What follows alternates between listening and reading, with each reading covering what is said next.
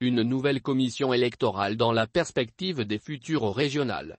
L'Assemblée nationale a élu jeudi 24 mars 2022 les nouveaux membres de la CENI. Ils sont 17, 7 sont issus du parti majoritaire, l'UNIR, 7 autres sont présentés comme étant de l'opposition. 2 sièges reviennent à la société civile et 1 à l'administration.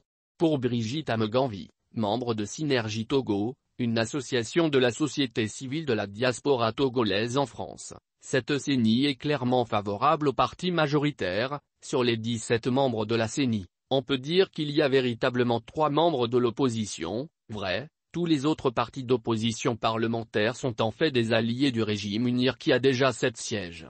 Mais reconnaissons que la configuration actuelle de la CENI est la conséquence du boycott par l'opposition réunie à l'époque au sein de la C14, de l'élection législative de 2018, donc le parti UNIR se retrouve en très écrasante majorité.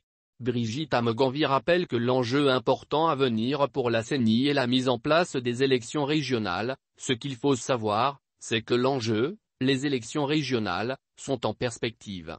La date n'a pas encore été fixée, mais elles sont d'une importance capitale parce que ce sont les élections régionales qui vont définir les membres du Sénat, en tout cas, pour la partie des membres du Sénat qui sont des élus.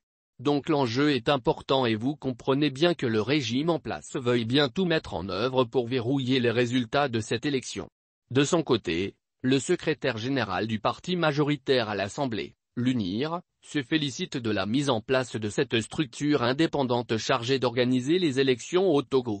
Akleso Atekol indique que les textes qui encadrent l'élection de cette nouvelle CENI sont l'aboutissement d'un processus de concertation de plusieurs mois, qui a regroupé l'ensemble des partis politiques qui ont participé au dernier scrutin.